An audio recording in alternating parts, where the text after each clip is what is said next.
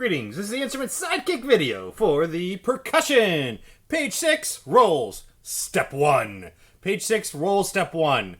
This one was kind of hard to try and show in pictures because this would be easier in a video to explain because it involves learning how to bounce your sticks, okay? You actually have to bounce up and down when you are doing rolls, okay? Now, specifically, rolls are done a certain way, okay? There are two different kinds of rolls that we'll talk about later. There's a buzz roll and a double bounce roll, or it could be called multiple bounce roll, and it could be, there's open roll, closed roll. We'll talk about all that stuff later.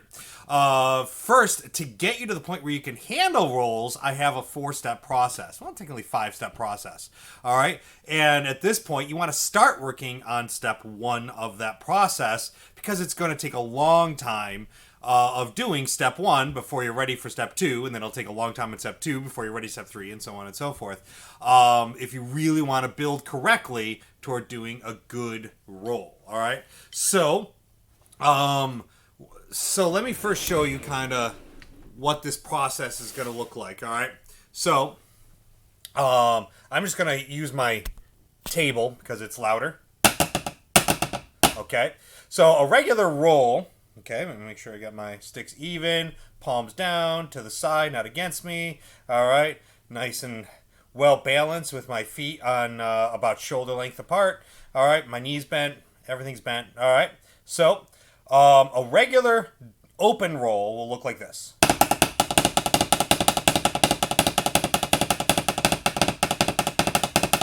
And what I'm doing is I'm getting 2 hits per stick. Double bounce, double bounce, double bounce, double bounce. Double bounce being 2 hits. Okay. Never letting go of my grip because the key to a successful bounce is having that pivot point right there. If I don't have that pivot point, some method of something gripping the stick on opposite ends and holding that grip, allowing for the bounce, you're going to lose control. And it has to be even on both sides. So you can't have...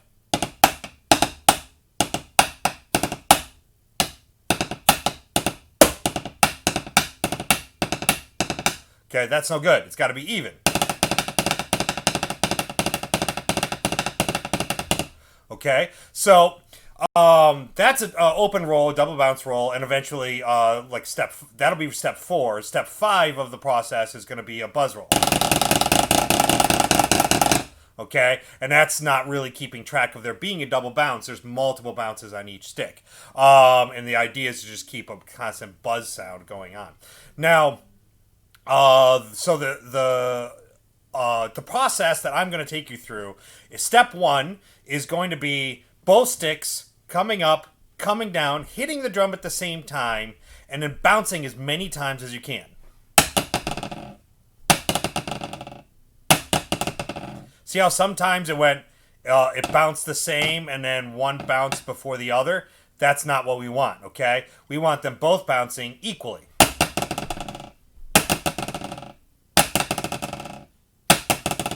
Not.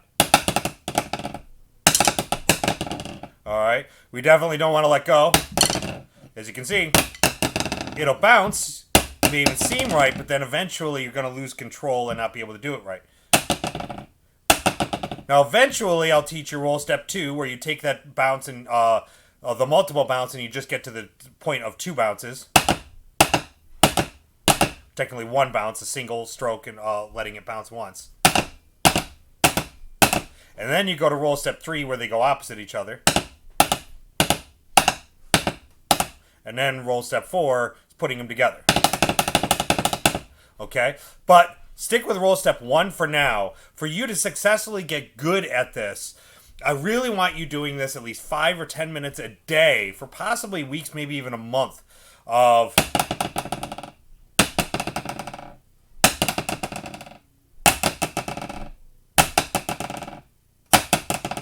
just doing that over and over and over, okay? So that is so important to start getting used to. So constantly just doing that for at least 5 minutes. Set it like a timer. Maybe, and if you want to be really, really good, go with 10 minutes. But set a timer and hit it to go, and then that way you don't have to be paying attention to the time. Just focus on those sticks for an entire 5 minutes. One of the things about percussionists, good percussionists, is their focus, okay? That they can focus for long periods of time.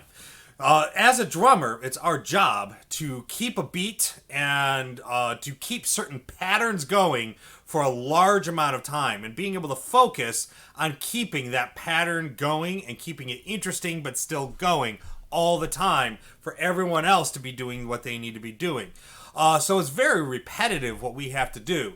And so part of this roll step one, besides getting you used to bouncing the sticks, letting them bounce, the degree that you have to hit, the degree of grip you still need to keep so you can keep that pivot point going, and keeping your hands all in the right place. Besides focusing on all that and getting all that better, you're also working on your ability to focus for longer periods of time, okay? Because sometimes songs will go for there are songs that go like half an hour, okay? Like really good jazz songs will like go for a really long time. And the percussionist, all the percussionists need to be like able to focus and keep it going and keep it being awesome that whole time. Everyone's depending on the percussionist being able to do that. You know, in the end, the audience members, when they're listening, even though they're listening to the melody, they're always feeling the beat, okay? They love the melody, but they feel the beat that you are giving. So you need to really focus for a long period of time. So at least 5 minutes, maybe even build yourself to being able to do this for 10 minutes. Just going up and letting them both bounce. And the trick is both sticks need to hit at the same time. Both sticks need to bounce the same amount of times at exactly the same time. So you're also training your ability for your right hand and your left hand to be hitting the drum equally. All right. So a good drummer is what you call ambidextrous. All right. They're not stronger with their right or their left. Okay. No matter which stick they're hitting, you wouldn't be able to tell. So if someone's listening to a drummer and they close their eyes, they wouldn't be able to tell you that they're hitting with their strong hand or their weak hand. It should sound the same. So this is also getting you used to that control of both sticks and hitting exactly the same way. So yeah, there are very few things that you do currently where it doesn't go with your strong hand. Be like, okay, do this with your strong hand, do this with your weak hand.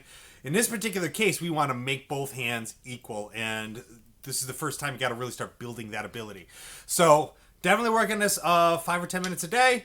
Time it, focus on it, really focus on your sticks. Don't let your eye wander. Don't be paying attention to the time. That's why I said set a timer. When it goes off, you're done. That's fine. Focus and keep your focus on those sticks. Don't look away. Keep it on the sticks and really making sure that they bounce equally.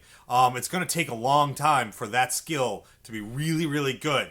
And trust me, you need to master this before you do the other steps I was just talking about. And we'll have pages for each of those steps, so don't worry about that for now. Don't try and go through all the steps right now, okay? I want it to take a few months because I want you to get good at each step before you go on. There's multiple uses and multiple things that you're learning from each of the steps besides just getting you ready for the rolls. So it is worth taking the time, and you just got to trust me from my experience that is worth taking that time. All right? So practice, have fun, bounce the sticks a lot, still, spend some time keeping a beat, making sure your grip is good, still spend some time doing hot cross buns on the bells, okay? But now spend a good amount of time doing this as well. Have fun, and may the force be with you.